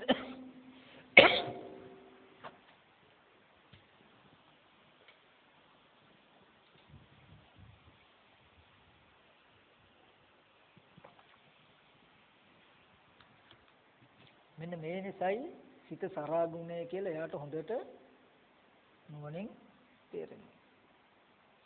මේම තේරෙන නිසා එකම හිතක් තියෙනවා එකම හිතකින් කියනවා කරනවා කියන අදහසක් නැතුව මේ හිත පටිච්ච සමුප්පන්නයි කියන නුවණ එනවා. එයා දකින්න සමුදය ධම්මානුපස්සීව චිත්තස්මින් විහෙරති වය ධම්මානුපස්සීව චිත්තස්මින් විහෙරති සමුදය වය ධම්මානුපස්සීව. මේ හිත හැම වෙලාවෙම හේතු ප්‍රත්‍යයයි. හේතුව නිරුද්ධ වෙනකොට මේ හිත නිරුද්ධ වෙනවා. මොකද දකින්න හේතුව? යකඩ කැලි දෙකක් එකට ගැටුණොත් සද්දයක් හට ගන්නවා. ගැටීම නැති වෙනවා. ගැටෙන්න පෙර අවකාශ ධාතුවේ කොහෙවත් සද්ද තිබුණත් නෙමෙයි. යකඩ කැලි දෙක ඇතුලේ සද්ද තියෙනවත් නෙමෙයි. පෙර නොතිබීම යකඩ කැලි දෙක ගැටුණු නිසාම සද්ද ඇති වෙනවා කියලා දකිනවා. ගැටුණු සද්දය හටගත්තු සද්දය ආපහු යකඩ කැලි දෙකට අයිතිත් නැහැ. යකඩ කැලි දෙක ඇතුළට යනවත් නෙමෙයි. වටපිටාවේ කොහෙවත් තියෙනවත් නෙමෙයි. ඒ හේතු නැති වෙනවා. ඒ වගේ මේ හිත යම් ප්‍රත්‍යක් නිසා මේ හිත හටගත්තා නම් රාග සහිත හිත හටගත්තා නම් ඒ ප්‍රත්‍ය නැතිනොත් මේ හිත නැති වෙනවා. ආයි කොහෙවත් තියනව නෙමෙයි. දේශය ඇති වෙන්න තියෙන හේතු ටික නිසා හිත දේශ සහගත වුණා. දේශය හිත හටගත්තා. ඒ ප්‍රත්‍ය නැති වුණ නැති වෙනවා. මේ වගේ හිත පටිච්ච සමුප්පන්නයි ප්‍රත්‍ය නිසා හටගත සිත ප්‍රත්‍ය නැති වෙනවා කියන නුවණ එනවා. එතකොට එකම හිතක්ම තියෙනවා කියන අදහස හිතින්නේ මෙන්න මේ විදිහට බැලුවාම මෙයාට එනවා සත්‍ය පුද්ගලනෝ සිත පමණක් ඇත්තේන සිහිය හොඳින් එළඹ සිටිනවා. මෙන්න මේ විදිහට දකිනකොට බුදුරජාණන් වහන්සේ දේශනා කරනවා යාව දේව ඥානමත්තයි පටිපටිමත්තයි සිහිය නුවණ තව වැඩෙනවා. තෘෂ්ණා වශයෙන් දෘෂ්ටි වශයෙන් ඇසුරු කරන්නේ ලෝකේ කිසිම සිතක් විඥානයක් උපාදාන වශයෙන් ගන්නෑ. මගේ හිත කියලා හෝ හිත ආත්මයි කියලා හෝ ගන්නෑ. මහණෙනි මෙන්න මේ විදිහට හිතේ හිතනෝ බලන්න. ඊට පස්සේ ඔන්න ඒ කාරණාවත් පෙන්නලා ඊට පස්සේ බුදුරජාණන් වහන්සේ දේශනා කරනවා ධම්මානුපස්සනාව. ධම්මානුපස්සනාවේදී බුදුරජාණන් වහන්සේ මේ පංච උපාදාන ස්කන්ධේ සංඥා සංඛාර කියන ස්කන්ධ සංඥා සංඛාර ස්කන්ධ දෙක පිරිසිදු දකින්න තමයි මේ ධම්මානුපස්සනාව පනවලා තියෙන්නේ. ඒකද මේ ධම්මානුපස්සනාවේ කොටස් පහක් තියෙනවා. මේ කොටස් පහකින් යුක්ත ධම්මානුපස්සනාව බුදුරජාණන් වහන්සේ දේශනා කළේ ඇයි? අනාත්ම දේ ආත්මයි කියන විපල්ලාසයක් තියෙනවා. මේ අනාත්ම දේ ආත්මයි කියන විපල්ලාසයෙන් දුරු කරන්න අනාත්ම දේ ආත්මයි කියන විපල්ලාසය දුරු කිරීම සඳහා බුදුරජාණන් වහන්සේ මේ ධම්මානුපස්සනාව පනවලා තියෙනවා. වේදනා සංඥා සංඛාර කියන ස්කන්ධ පිරිසිඳ දැකලා අනාත්මදී ආත්මයි කියන විපල්ලාසය දුරු කළා ශුන්්‍යත චේතෝ විමුක්තිය සාක්ෂාත් කරගන්න බුදුරජාණන් වහන්සේ මේ ධම්මානුපස්සනාව පෙන්වලා තියෙනවා. ඒ ගැන අපි ටිකක් බලමු. කතංචපන භික්ඛවේ භික්ඛු ධම්මේ ධම්මානුපස්සී විහෙරති. මහණෙනි කොහොමද මහානතෙම ධර්මයන්හි ධර්මය අනුව බලමින් වාසය කරන්නේ? ඉද භික්ඛවේ භික්ඛු සන්තං වා අජ්ජත්තං කාමච්ඡන්දං අත්තිමේ අජ්ජත්තං කාමච්ඡන්දන්ති පජානාති. අසන්තං වා අජ්ජත්තං කාමච්ඡන්දං නත්තිමේ අජ්ජත්තං කාමච්ඡන්දන්ති පජානාති. යතාච අනුප්පන්නස කාමච්ඡන්දස්ස උප්පාදෝ හෝති තංච පජානාති. යතහච උප්පන්නස කාමච්ඡන්දස්ස පහනංච හෝති තංච පජානාති. යතහච පහිනස කාමච්ඡන්දස්ස අනුපාදෝ හෝති තංච පජානාති. ඔන්න බුදුරජාණන් වහන්සේ දේශනා කරනවා සන්තං වා අජ්ජත්තං කාමච්ඡන්දං අත්තිමේ අජ්ජත්තං කාමච්ඡන්දන්ති පජානාති. ඔන්න හොඳට තේරුම් කරගන්න. දැන් මේ ධම්මානුපස්සනාව කියලා කියන්නේ දැන් ඉස්සෙල්ලා හිතබලු දැන් හිතේ ඇතිවෙන ගති ඒ වෙලාවට තමන්ගේ හිතේ ඇති වෙන්න පුළුවන් ගති ගැන අවධානයෙන් ඉන්න ඕනේ. කෙනෙකුට දෙනවා කමටහනක් දවස පුරාවම ඉඳගෙන හිටගෙන නිදාගෙන ඇවිදින ඕන වෙලාවක මෙයාට දෙන කොටස තමයි මොකද්ද?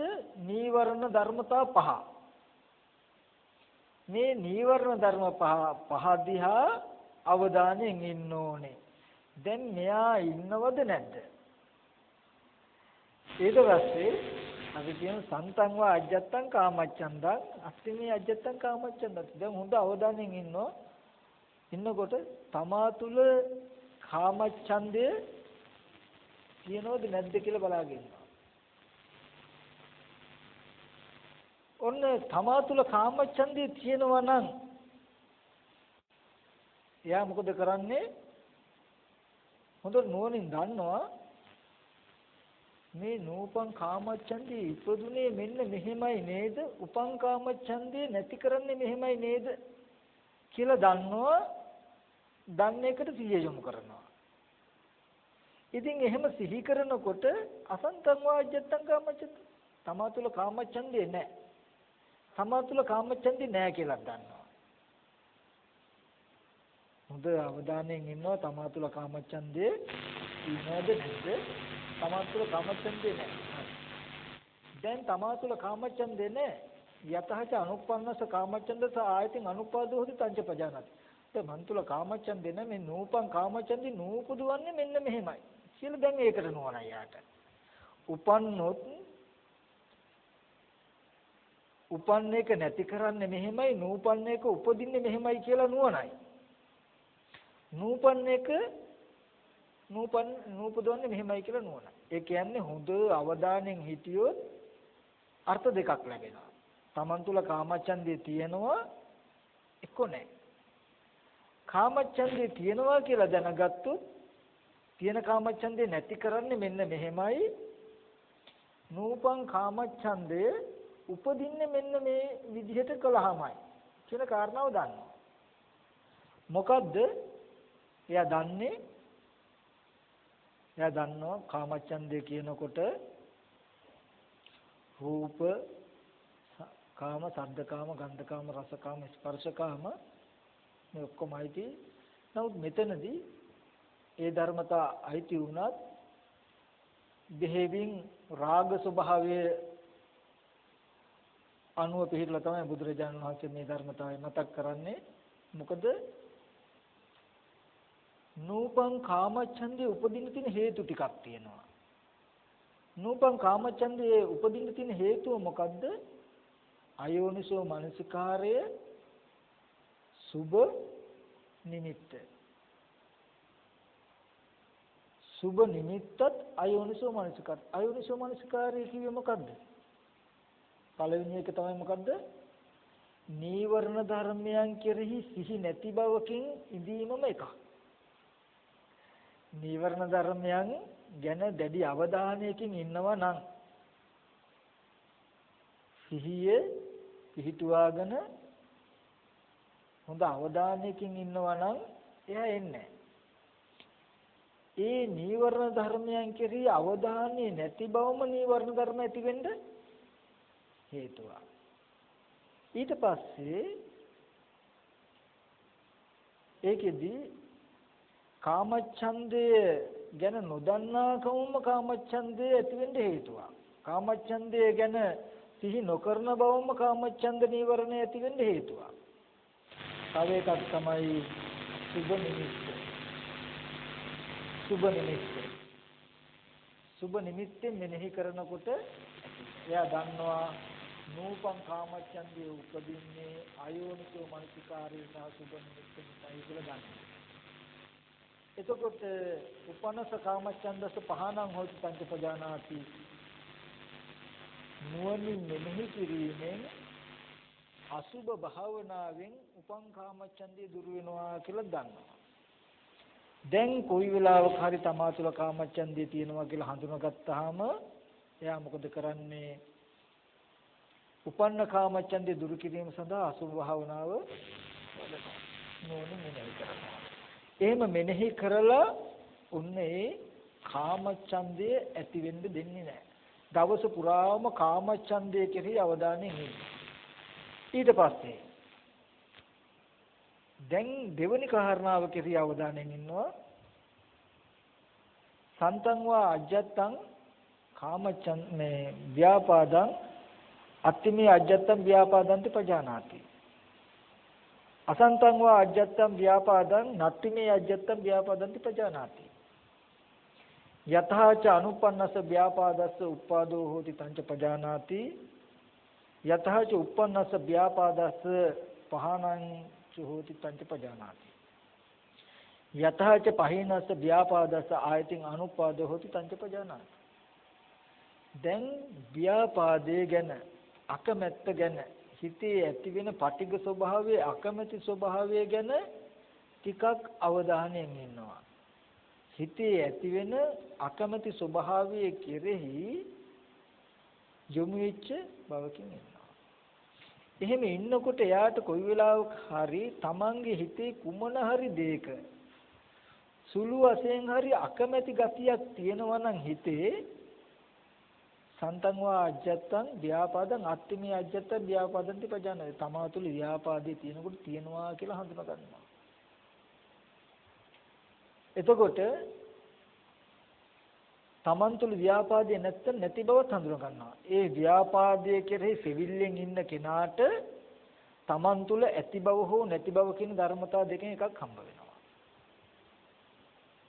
ඇති බව හම්බ වුණොත් එයා දන්නවා ව්‍යාපාදයේ ඇති වෙන්න තියෙන හේතුව තමයි අයෝනිසෝ මනසිකාරයත් පටිඝ නිමිත්ත. පටිඝ නිමිත්ත කියලා කියේ මොකද්ද? තරහව ඇති වෙන්න තියෙන විදියට හිතන එක. අර කියන්නේ අක්කොච්චි මං අවදි මං අජිනි මං අභාසිමේ ආවලා මට ගැහුවා, ආවලා මට බැන්නා, ආවලා මට මේ විදියට කළා කියලා තරහව ඇති වෙන්න හේතු වෙන විදියට හිත පුන හිතනවා නම් මෙන්න මේ නූපන් ව්‍යාපාදී උපදින්ට උපන් එක වැඩෙන්න හේතු වෙන ධර්මතාවයක්. එයා දන්නවා. එතකොට උපන්න ව්‍යාපාදයේ දුරු වෙලා නූපන් ව්‍යාපාදයේ නූපදිනවා නේද? මෙත්සිත වැඩුවාම යෝනිසෝ මනසිකාරය නිසා කියලා මෙයා දන්නවා. දැන් හැම වෙලාවෙම ව්‍යාපාදයේ කියන ධර්මතාවයට සිත යොමු කරලා ව්‍යාපාදයේ කියන ධර්මතාවයට හිත තබලා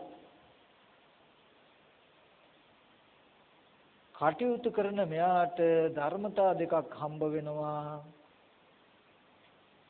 ව්‍යාපාදයේ තියෙනවා, ඒක ව්‍යාපාදයේ නැහැ. එහෙම හම්බ වෙනකොට මෙයා දන්නවා ඉගෙනගෙන තියනවා සිහිය තබන්න උපම් ව්‍යාපාදයේ නැති වෙන විදිහට සිහිය තබනවා. කොහොමද? මෛත්‍රී සහගත නිමිත්ත යෝනිසෝ මනසිකාරය. යෝනිසෝ මනසිකාරය මෛත්‍රී සහගත නිමිත්ත කියනකොට මෙතනදී යෝනිසෝ මනසිකාරය කියන එකෙන් උපායශීලී බව ගෙනත් දෙනවා. හැම එකකටම මේ බව මතක තියාගන්න ඕනේ. මේ මෛත්‍රී කමඨහන නැත්තම් මෙත්සිත කියනකොට මේ අකමැත්ත අතහරින විදිහේ උපායශීලී බවකින් මේක කරන්න යෝනිසෝ මනසිකාරය උදව් වෙනවා.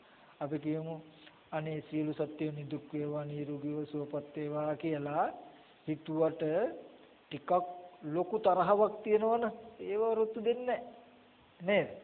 ඒකේ වෙලාවේදී යෝනිසෝ මනසිකාරය කියන්නේ මෙයා දක්ෂයි නුවණින් මේ ද්වේෂය අතහැරෙන විදිහට හිත හසුරවා ගන්න. අපි කියමු බුදුරජාණන් වහන්සේ දේශනා කරලා තියෙනවා මේ දීර්ඝ සසර එනකොට තමන්ට මව් නොවුණු පියා නොවුණු සහෝදරය සහෝදරීන් නොවුණු කෙනෙක් නැහැ කියලා.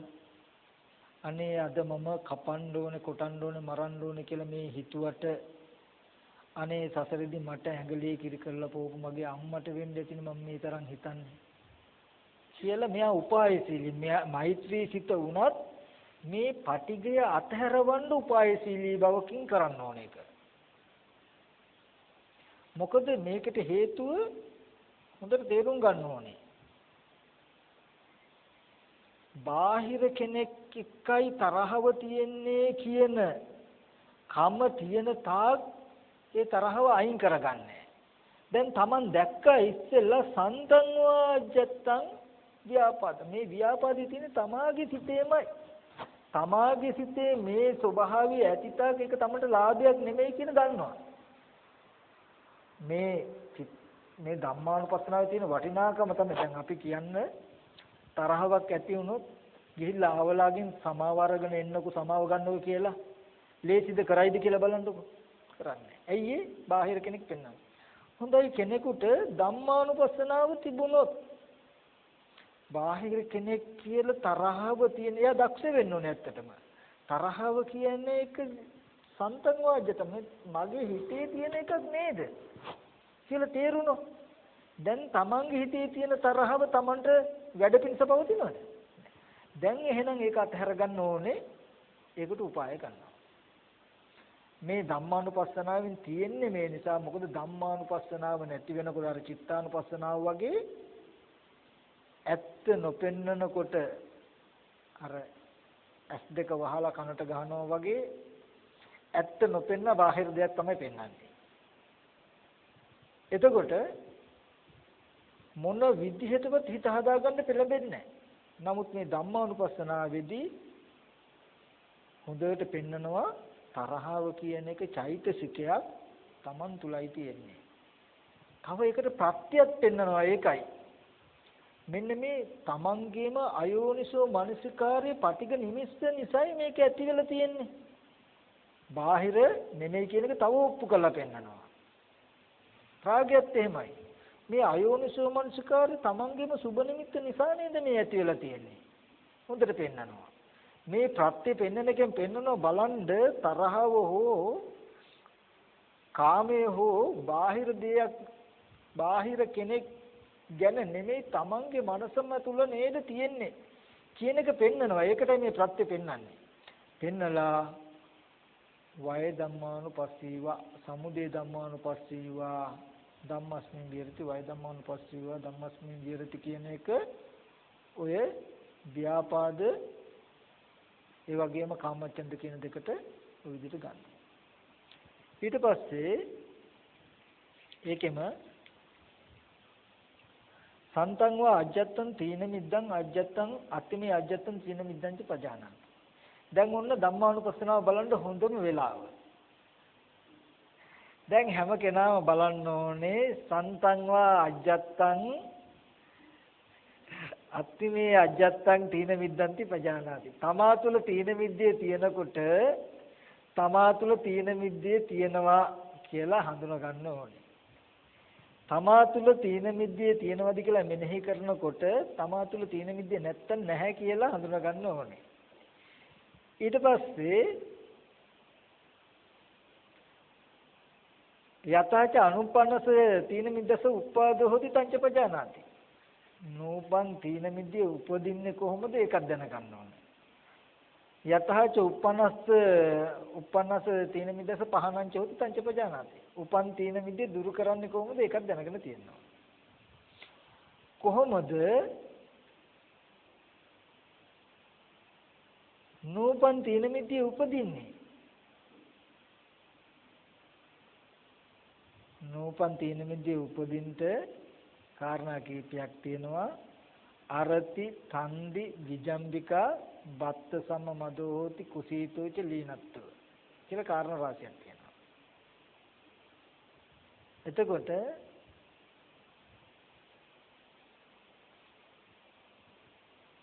අරති හිත සකසල උවමනාවෙන් කුසල ධර්මයට අලවන්නේ නැතිකම නිසා ඇලෙන්නේ නැති නිසා අරති ස්වභාවයකින් ඉන්න නිසා තීන මිද්දේට හිතයි.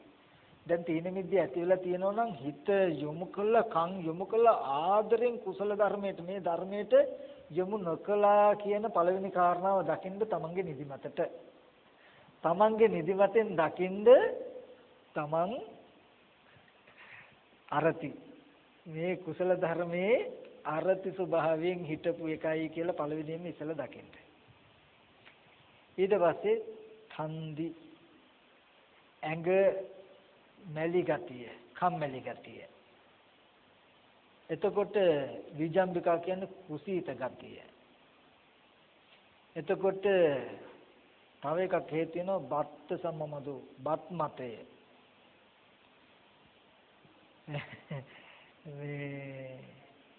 එතකොට ඉතුරු එක කුසීතකම. දැන් මේ කාරණා ටිකම එකතු කළාම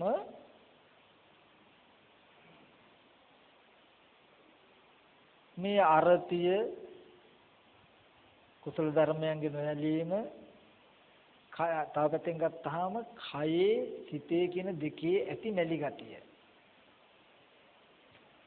කය මැලි ගතිය නිසාම හිත මැලි වෙලා, හිත මැලි නිසාම කය මැලි වෙලා.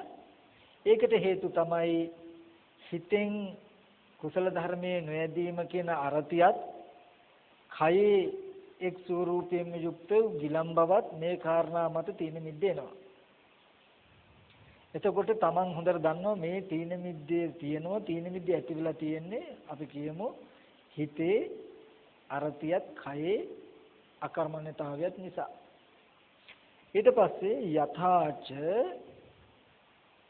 උපන්නස්ස තීන මිද්දස්ස පහනංච හොති තංච පජානාති. උපන් තීන මිද්දේ දුරු කරනවා කොහොමද කියලා දන්නවා.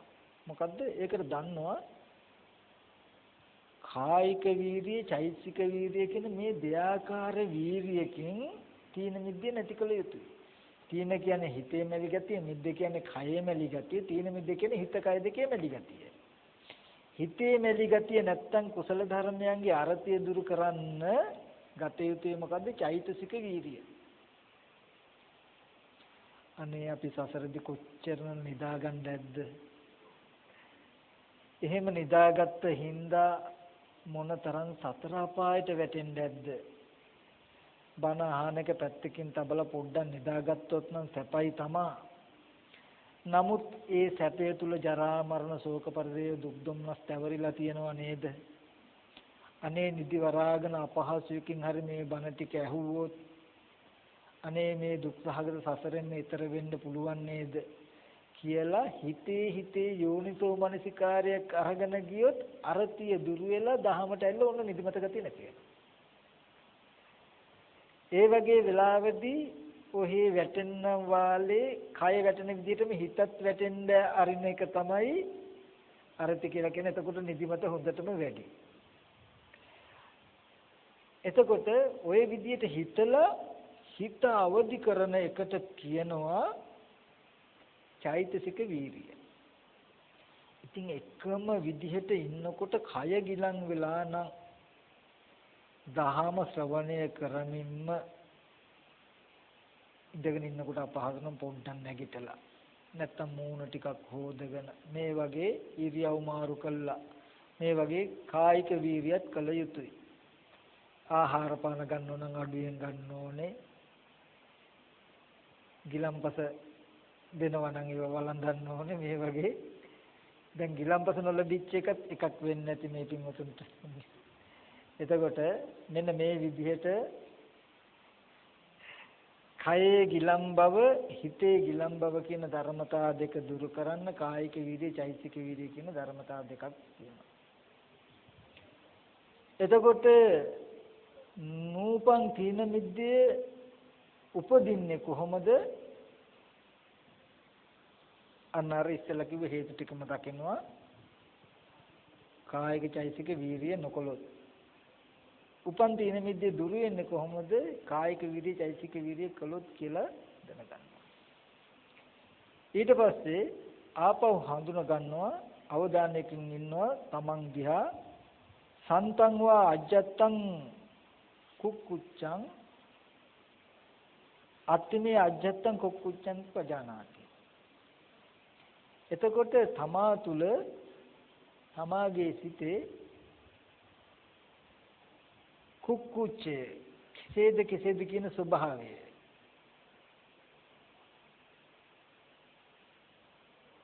අපි කියමු. මොකද කියන උද්දච්ච කුක්කුච්ච විසිරුණු ස්වභාවය හා යෙදිච්ච කෙසේද කියන ගතිය. මේ තමා තුළ උද්දච්ච කුක්කුච්චය තියෙනවා නම් තමන් තුළ උද්දච්ච කුක්කුච්චය තියෙනවා කියලා හඳුනා ගන්නවා. තමන් තුළ නැත්තම් නෑ කියලා හඳුනා ගන්නවා. නූපං උද්දච්ච කුක්කුච්ච උපදින්න හේතුව මොකද්ද? අයෝනිසෝ මනසිකාරයත් සමත නිමිත්තක් මෙනෙහි නොකිරීම. සමත නිමිත්ත ආසේවනේ නොකිරීමත් කියලා දැනගන්න ඕනේ. උපං උද්දච්ච කුක්කුච්චය නැති වෙන්න තියෙන හේතුව මොකද්ද? යෝනිසෝ මනසිකාරයේ සමත නිමිත්ත ආසේවනේ කිරීම කියලා දැන ගන්නට ඕනේ. මේකට තව ප්‍රත්‍ය තියෙනවා මම ගෙටියෙන් කියන්නේ ටිකක්. එතකොට මෙන්න මේ විදිහට Taman තුල කුක්කුච්චය උද්දච්ච කුක්කුච්චය හඳුනගෙන ඒවට ප්‍රත්‍යයත් ඇතිවෙන්න හේතු ඒ හේතු නැති වෙනවත් කියලා දැනගන්නට ඕනේ. මේ කාරණා ටිකෙන් පෙන්වන්නේ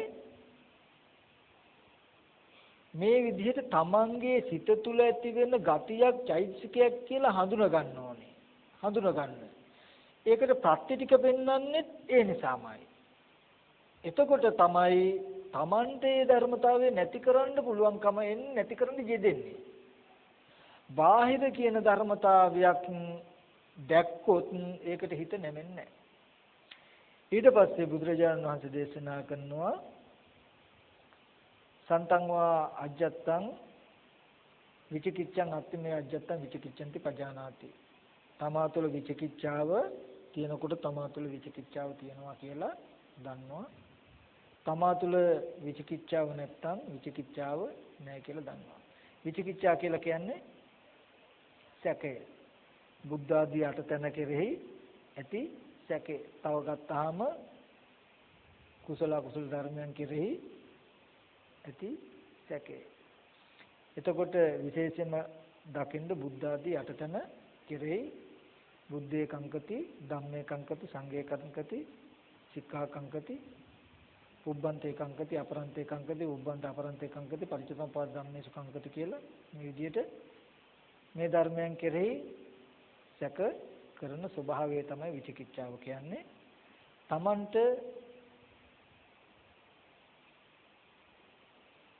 තමන්ගේ මනස සිහි කරනකොට විචිකිච්ඡාව තියෙනවද නැද්ද කියලා තමන් බලනකොට තියෙනවා හෝ නැහැ හෝ කියලා තේරෙනවා. තමන් දන්නවා තියෙනවා නම් උපම් විචිකිච්ඡාව නැති කරන්නේ කොහොමද? නැතිනම් නැති එක උපදින්න පුළුවන් ක්‍රමයක් නූපදවන ක්‍රමයක් දැනගෙන ඊට සිහිය යොමු කරනවා. නූපම් විචිකිච්ඡාව උපදින්නේ කොහොමද? එතනදී විචිකිච්ඡාව ඇති වෙන්න කාරණා රාශියක් තියෙනවා.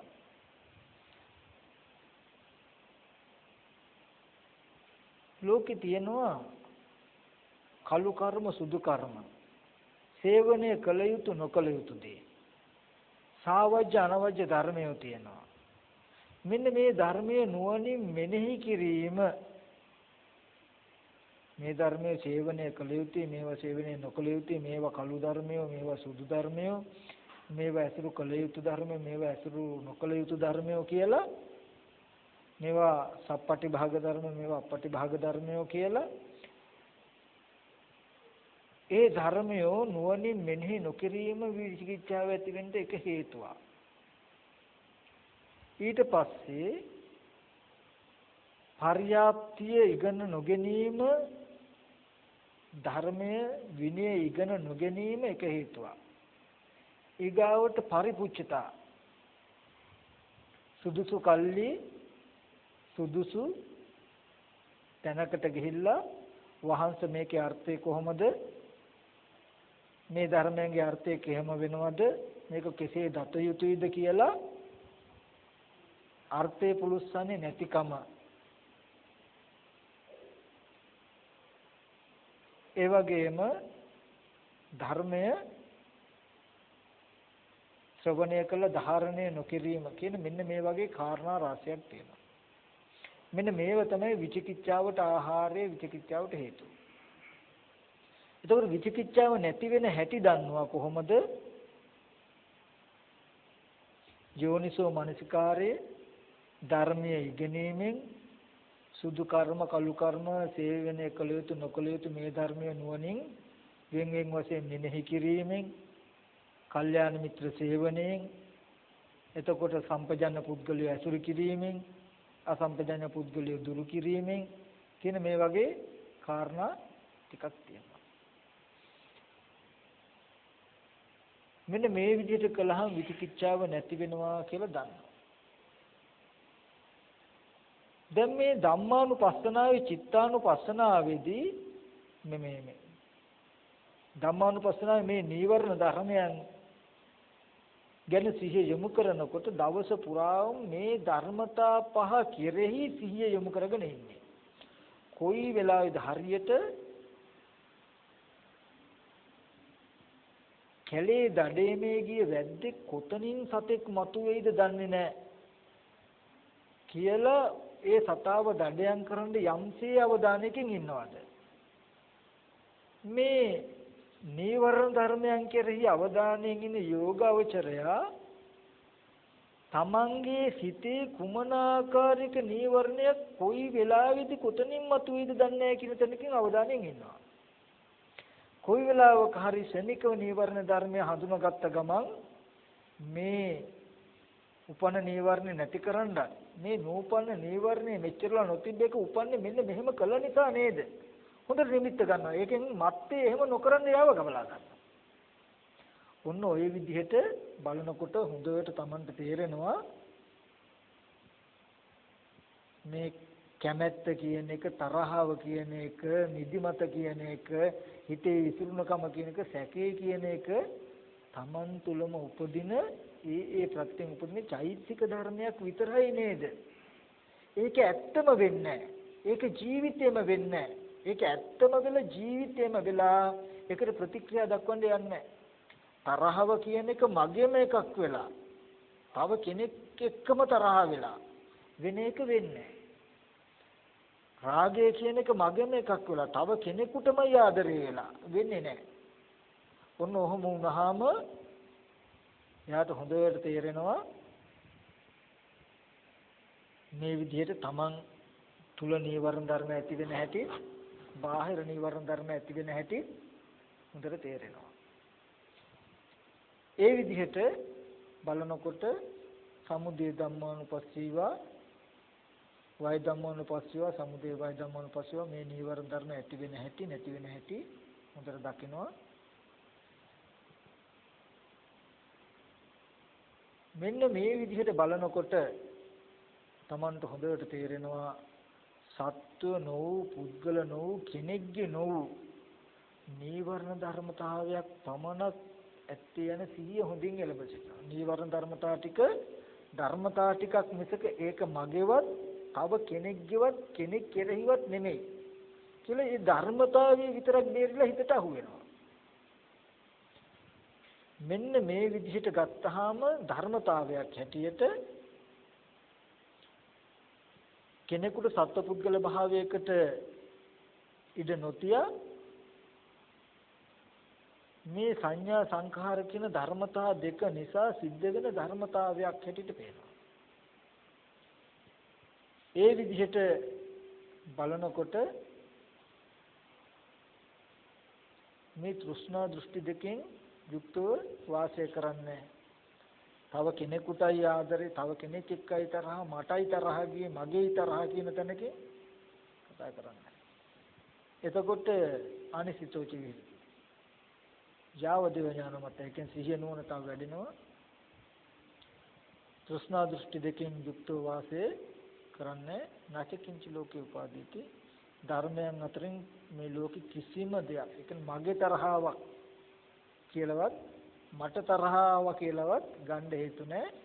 එයා දන්නවා තරහව අකමැත්ත කියන එක හේතු ප්‍රත්‍යයයි. ඇලීම කියන්නේ එක, කාමය කියන එක හේතු ප්‍රත්‍යයයි කියන තැනකින් තේරෙනවා. මෙන්න මේ මට්ටමට ආවහම මොකද වෙන්නේ? තමොන්ට ධර්මයෙන් යුක්ත වූ ප්‍රීති ප්‍රමෝදය උපදිනවා. ප්‍රීති ප්‍රමෝදය නිසාම හිත කය දෙක සංසිඳනවා. සැප සහගත වෙලා හිත සමාධි වෙලා ඇත්ත දැකලා කලකිරලා මෙරිලා ආශ්‍රවයන්ගෙන් මිදෙනවා. මේ විදිහට ආශ්‍රවයන්ගෙන් මිදෙන්න, ආශ්‍රවයන්ගෙන් මිදීම ඇති කරගන්නට එක ක්‍රමයක්. ඊට පස්සේ